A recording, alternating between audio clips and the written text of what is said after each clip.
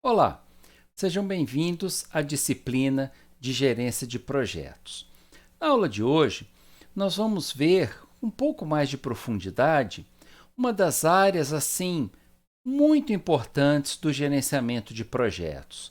Eu estava com vontade de dizer que é a mais importante, mas é difícil, né? Didaticamente é errado a gente dizer que tem uma mais importante, porque na verdade vocês já sabem que é um conjunto integrado de boas práticas, mas a gente tem aquele triple bottom line, né? Nós temos aí os três mosqueteiros, que são a área de escopo, prazo e custos. Né? Ainda assim, seria um exagero dizer que elas são as mais importantes e não deem atenção para as outras, mas elas têm sim, com certeza, um destaque muito especial. E principalmente no gerenciamento de custos do projeto. Tem uma brincadeira, um diretor financeiro, uma vez ele disse na reunião: custo é igual unha, se você não cortar sempre, ele cresce. Então, assim, é um conjunto de boas práticas que nos ajuda a manter o projeto dentro do curso orçado. Se você já fez alguma reforma, se você já fez algum projetinho que envolvia aí um certo gasto de dinheiro, sabe as dificuldades de controlar esses custos. E os custos, com certeza, podem jogar um projeto no chão, todo um esforço aí ser invalidado. E não é isso que a gente quer, ok? Então agora nós vamos avançar um pouquinho na gerência de custos, vamos ver alguns tipos de estimativas paramétricas, não paramétricas e vamos terminar com a chamada curva S, com uma técnica aí para acompanhamento dos custos e dos prazos do projeto. Bem, iniciando então. Então, o gerenciamento de custos ele é uma das áreas, tá? Ele está com o número 7 aqui, porque ele é o capítulo 7, na verdade, do PMBOK. E ele envolve aqui alguns processos na área de planejamento. Eu gosto muito desse quadro, né? Que ele mostra a área, né? A área a qual se refere. Ele mostra aqui qual processo, qual fase do gerenciamento de projetos que essa área está inserida. Então, aqui nós temos a inserção de custos na parte de planejamento e no monitoramento. Aí alguém pode perguntar, alguém pode pensar assim: ah, mas na iniciação a gente também tem alguns custos ali quando a gente monta o Project Charter, quando a gente monta aquele documento inicial do projeto. Ok, é verdade, mas são custos ainda muito iniciais. Eles praticamente não são considerados como estimativas de custo ainda. É um primeiro número, é uma ordem de grandeza, é uma ideia. Então, agora, na fase, é uma ideia dos custos do projeto, né? E agora, na verdade, na fase de planejamento é que a gente vai ver os processos relacionados a custos. Então, a gente tem o planejamento aqui do gerenciamento de custos, a gente tem uma estimativa de custos, que ainda são os números iniciais, uma estimativa inicial, e aí sim o orçamento do projeto. Aqui nesse processo é que a gente chega realmente no número de quanto vai custar o projeto. Tá? Depois disso, na parte de monitoramento, na fase de monitoramento, a gente passa a controlar os custos do projeto, sempre verificando se o realizado está de acordo com o planejado e tentando trazer esses custos aí o mais dentro possível do projeto, ok? Então, uma área importante, processos importantes, vamos avançando neles aqui. Um pouquinho mais de definição agora, né? O que é, na verdade, o gerenciamento do custo do projeto? Inclui os processos envolvidos no planejamento, estimativas, orçamentos, financiamentos, gerenciamento e controle dos custos, de modo que o projeto possa ser feito dentro de um orçamento aprovado. Na verdade, sempre que você chegar com alguma definição de projeto, sempre que você buscar algum projeto, uma das primeiras perguntas que vão te fazer é: quanto custa, quando fica pronto, o que envolve, o que você precisa. E aí a gente já vê que consegue distribuir escopo, prazo e custos. quanto vai custar o projeto é um número importante. Mas aqui é importante dizer que você não tem que ter o número final numa primeira reunião, numa primeira defesa de projeto. Você precisa sim ter o número final, mas à medida que você vai avançando, estabelecendo melhor o escopo e as atividades do projeto. Isso é um detalhe importante também. Então há uma grande preocupação em geral, né, dos gerentes de projeto, das pessoas que trabalham nesse universo, na análise de viabilidade de projetos, para saber se os projetos são viáveis e se a gente vai ter dinheiro para fazer. É verdade, isso faz muito sentido, né? Ah, eu tenho um projeto lindo, que é comprar um carro novo, uma BMW X1 e tal, um carro que custa uma fortuna. Mas quanto que ele custa? Ah, custa cerca de 250 mil reais. Esquece, não tem dinheiro nem próximo disso, nem para pagar a prestação desse carro. Então, realmente não tem como realizar esse projeto agora. Agora, se você almeja alguma coisa grande, se você tem algum projeto, faça o seu planejamento. Aproveite essa disciplina para despertar um pouco isso dentro de você. Qual é o seu projeto de vida, né? No meio dessa pandemia, quais os problemas que a gente está enfrentando? Onde que você quer estar daqui a 1 ano, 3 anos, 5 anos? Projete. Se é realmente o seu sonho, você consegue chegar lá, ok? Bem, então aqui a gente já viu do que se trata o gerenciamento de custos, né? Ele preocupa-se principalmente, né, não somente, mas quase que com os custos, e aí são valores monetários, valores financeiros do projeto, e o orçamento total para completar as atividades do projeto. Aqui um detalhe importante, né, no terceiro parágrafo aqui.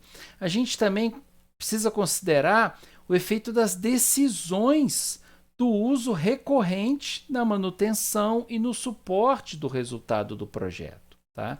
Isso é uma coisa muito importante. Não adianta você simplesmente comprar um ar-condicionado, sendo que o projeto não deve prever somente a compra do aparelho. Além de comprar o aparelho, você tem também um serviço de instalação desse aparelho. Ah, então além de comprar, eu preciso instalar? Precisa. Precisa de um projeto elétrico, precisa de um eletricista, precisa aqui de você preparar um ponto de energia, você precisa fazer a instalação, furar o buraco, pregar o ar-condicionado, montar ele, enfim, fazer a instalação para você poder curtir o friozinho no calorão, como muita gente está fazendo por aí. Eu ainda não, continuo sentindo calor aqui, mas tudo bem, vamos em frente. Entenderam? Então é importante pensar nisso. Aí uma dica especial para o pessoal da TI. Muita gente fala, vou desenvolver, vou publicar e tal. Beleza, terminou o app, terminou o software, bacana. E aí você precisa ter um serviço de armazenamento na nuvem. É gratuito, não é? Você precisa publicar esse sistema em algum lugar, publicar num domínio da web. E isso tem custo. E esse custo precisa ser previsto também a nível de projeto. Nós precisamos prever esses custos também no nosso projeto, ok? Então fica aí uma dica para vocês. Aqui a gente tem um exemplo, né? Limitar o número de revisões do design para reduzir o custo do projeto, mas poderia aumentar os custos operacionais resultantes do produto. Não é muito da nossa área. Eu acho que o exemplo do ar-condicionado, de repente, é melhor. E, além disso, depois da instalação, ainda tem o custo da energia elétrica, que está caríssimo. Não vamos esquecer esse custo importante também. Então, não é só comprar um aparelho de ar-condicionado. Eu estou dizendo isso porque tem uma prima que passou por tudo isso. Ela comprou o aparelho, chegou lá, beleza, juntou o dinheiro, né, era R$1.000 e poucos, comprou o aparelho. Ah, tá, mas você precisa da instalação dele. Poxa, mas tem que instalar, não é fácil, não dá para a gente fazer? Não, é serviço especializado. Ah, mas para instalar precisa de um serviço de eletricista. E eu sei que o ar-condicionado, no final das contas, ficou quase o triplo do preço do aparelho. Isso é uma informação importante. A gente precisa ter esses custos na mão para passar um exemplo mais real, um número mais próximo possível do real. Isso é muito importante para a gente. Ok? Beleza? Então, parte conceitual, os processos aqui que nós, estão repetidos aqui, nós destacamos aqui na parte de trás, inclusive mostrando a área em qual fase que eles se encontram, tá? E aqui outra figurinha importante também para a gente. Todo o PMBOK, não sei se alguém já teve a oportunidade de pegar, de ler o PMBOK, o meu está ali guardadinho na estante, ele estava aqui agora, antes eu estava preparando essa aula aqui para vocês, com muito gosto, com muito prazer. O PMBOK ele é lotado de processos, né? Não é que ele é lotado, não é um bom exemplo, mas ele é um grande framework, nós vimos isso, formado por um conjunto de processos integrados. Aqueles 47 processos, se eu não me engano, que nós já vimos em aulas anteriores, tem lá no material de vocês. Só que, aí que eu queria chegar, em cada processo, nós temos aqui as entradas, as ferramentas e técnicas e as saídas, que são os resultados daquele processo. Quem trabalha com TI, em áreas afins, encara isso como uma coisa mais normal, mais do dia a dia. Porque na TI nós temos muito isso. Nós temos o input aqui, o processamento e o output. Então, desde quando eu comecei a faculdade, lá dos idos de 1990, já tem um bom tempo, a gente já é acostumado com esse padrão. E o PMBOK, ele também traz essa nomenclatura e ele representa, sim, os processos. Então, aqui, um exemplo para vocês entenderem. Nós temos aqui um processo 7.1. Por que ele chama 7.1? Porque ele é do capítulo 7, que é o gerenciamento de custo, e ele é o primeiro processo da área de custo, que é planejar o gerenciamento de custos. Beleza, é um processo, esses processos são integrados, eles têm as áreas, eles têm as fases e isso tudo forma o framework que a gente está aprendendo. Beleza. Quais as entradas para esse processo? O que eu preciso? Eu preciso, para planejar os custos, o plano do gerenciamento de projeto, o termo de abertura do projeto, que é o Project Charter. Termo de abertura, a gente coloca algumas estimativas iniciais de custos, mas são números ainda muito longe da realidade, porque a gente ainda não detalhou o nosso projeto o suficiente. Alguns fatores ambientais da empresa, no ambiente interno, externo, essa empresa, como é que está a saúde financeira, o fluxo de caixa da empresa, ela está muito endividada, como é que está em relação aos pagamentos, as políticas. E um item aqui que o PMBOK traz muito, que são os ativos de processos organizacionais. Foi uma coisa que entrou na última versão. O que é um ativo do processo? O resultado de uma operação, algum grande projeto que ele está incorporando, alguma outra organização, um software, uma tecnologia nova desenvolvida, alguma coisa que pode contribuir positiva ou negativamente em relação, impactando os custos do projeto. Bem, então essas são as entradas, ou seja, o meu input, tudo que eu devo, tudo que eu preciso analisar e trazer para o meu processo para poder planejar. Bom, as ferramentas e técnicas é o modus operandi, é como eu vou realizar esse planejamento do gerenciamento de custos. O que eu vou utilizar de ferramentas? Opinião especializada, que é muito comum também no PMBOK. O que é opinião especializada? Ouvir os especialistas. Ouvir especialistas do projeto. Se é um projeto de construção civil, vamos ouvir os engenheiros. Eles vão olhar, vão ver que essa fundação está boa, não está, se ela vai exigir aqui algum trabalho adicional. Eu ouvi os especialistas no assunto. Algumas técnicas analíticas. E aí eu posso utilizar técnicas estatísticas, analíticas, computacionais. O PMBOK fala muito da simulação de Monte Carlo e também outros modelos de simulação são também bem-vindos. E reuniões de trabalho, reuniões com as equipes.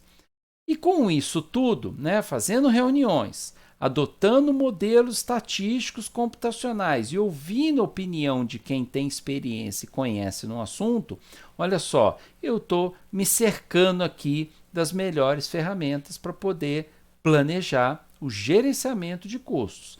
Qual que é a saída? Qual que é o resultado? O plano de gerenciamento de custos.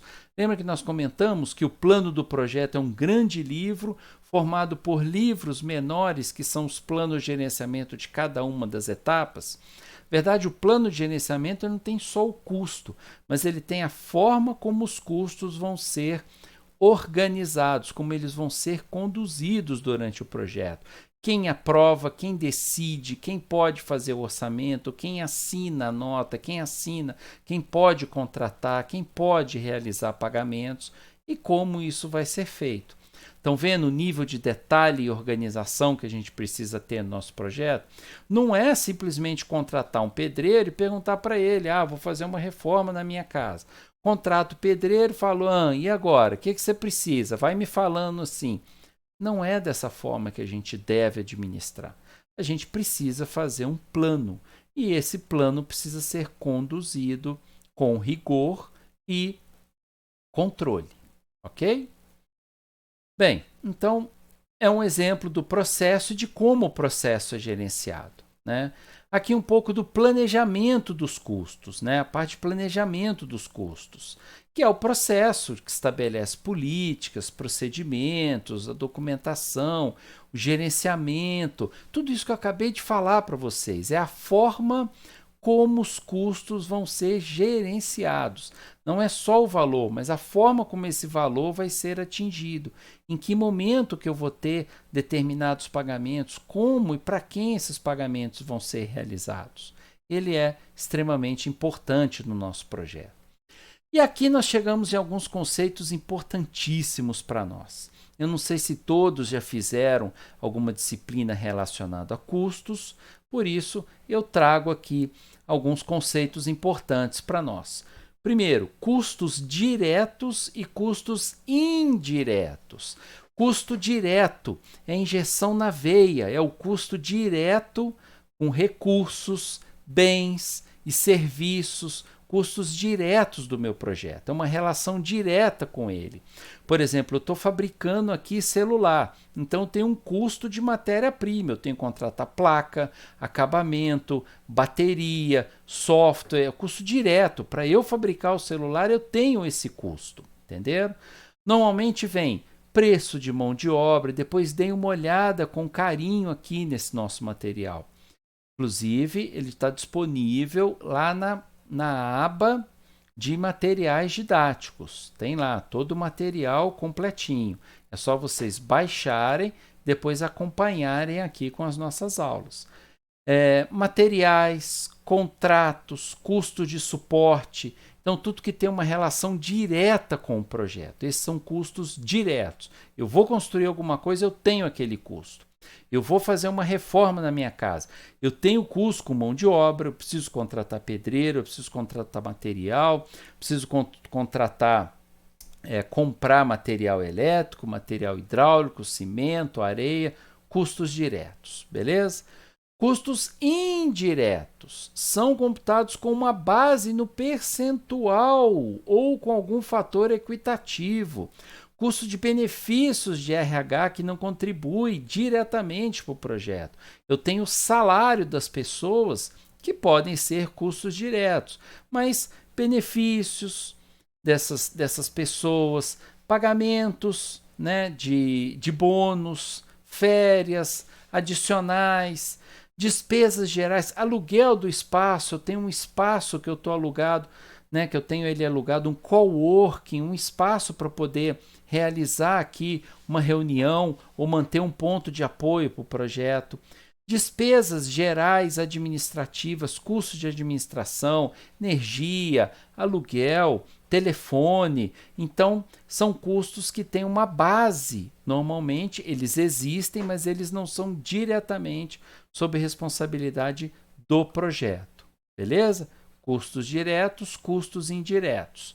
Avançando, custo incorrido, que é o sunk cost. O que é esse custo incorrido? É tudo que você já gastou para chegar até um determinado ponto. E aí existe uma grande discussão em termos de projetos para você não considerar os custos incorridos a hora que fizer uma análise se você termina, se para, aborta um determinado projeto ou não. Ah, mas eu já gastei tanto para chegar até aqui. Isso, né, de acordo com a matemática financeira, de acordo com a metodologia, não deve ser considerado. Se tiver que abortar o projeto, aborta, e aquele custo é um custo afundado. Nem sempre é fácil lidar com isso nas organizações. A gente tem que ver se a empresa é avessa ao risco, se a empresa por um acaso topa correr risco. Nem sempre é simples, mas o conceito é justamente esse. Ou seja, para agora e faz uma análise de quanto, tenta quantificar quanto você já gastou para chegar até aqui na faculdade. Quanto você gastou de tempo, de recurso, de alimentação, de transporte, de livros, de equipamento que você comprou. Esse é o custo incorrido. Se você conseguir chegar no número, né, me fale, que eu gostaria também de saber por curiosidade. Custo de oportunidade, olha só, oportunidade é um potencial relacionado com uma outra alternativa de investimento do dinheiro.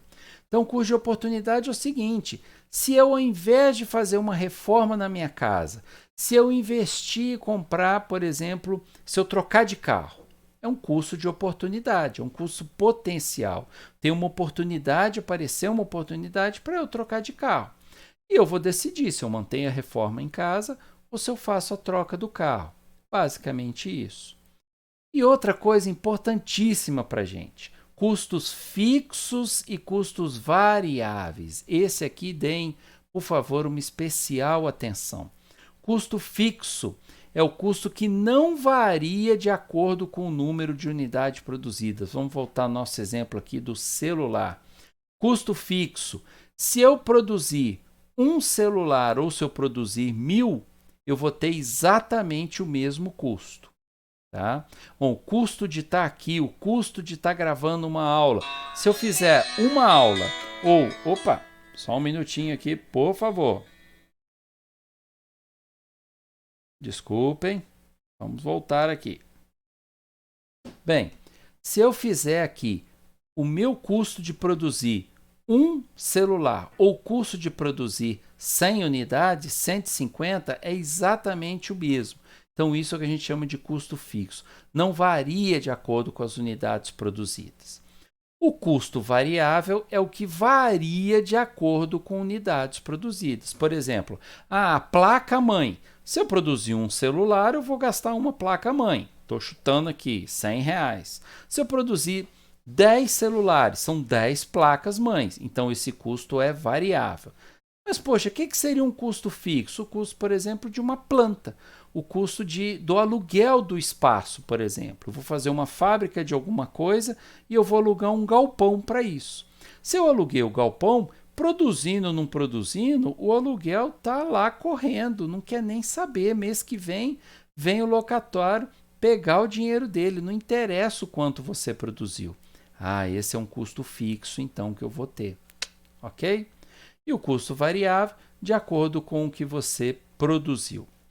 Agora, um exercício muito importante para nós, muito importante. Façam, por favor, esse exercício. Tá? Se tiverem dúvidas, mandem e-mail, mandem o zap, eu dou a resposta para vocês, mas nessa parte de planejamento de custos é muito importante vocês fazerem esse exercício. Dê um pause aí na aula agora e podem começar a fazer.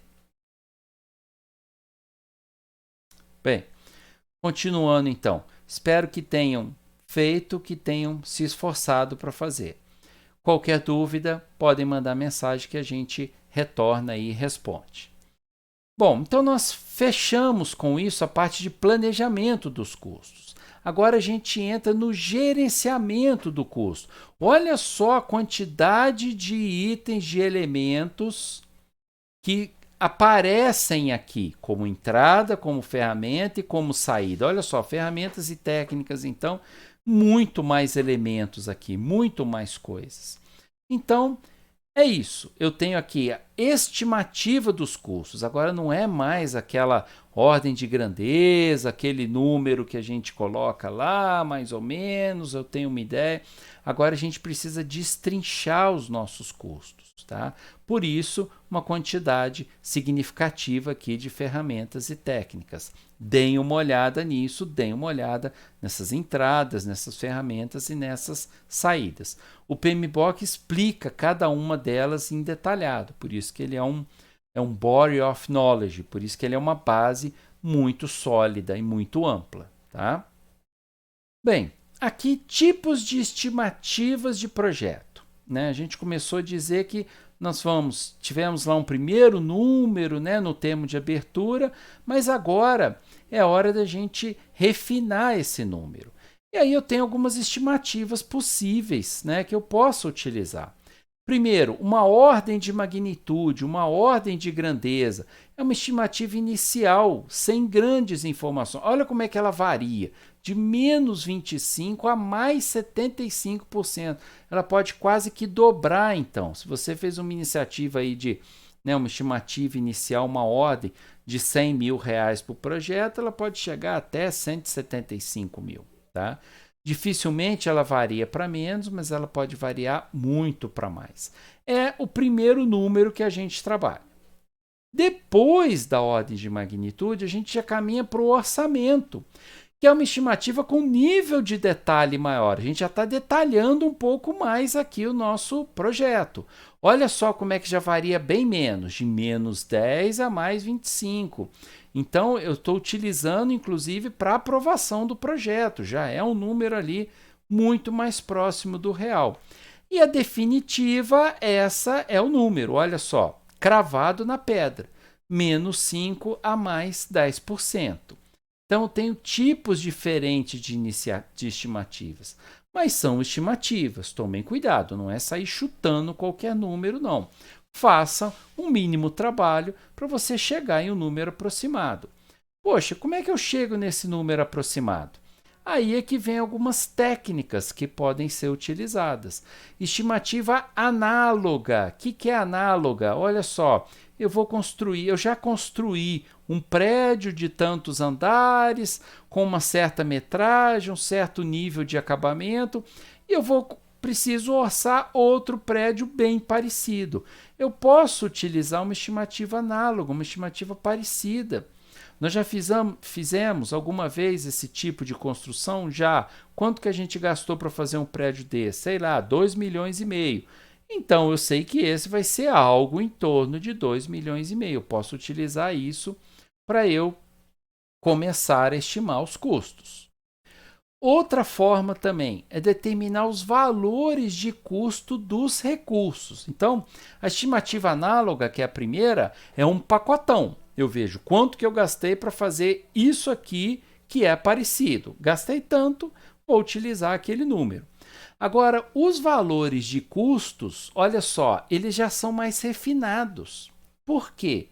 Porque eu pego cada um dos componentes e faço o orçamento deles, né? Aqui é um notebook, não dá para a gente saber exatamente qual é o modelo dele, mas dá para ver que é um notebook aqui desmontado. Então, eu vou orçar pelos componentes, vou juntar, vou fazer uma composição, né? Eu vou compor um notebook baseado no valor de cada um dos componentes, tá?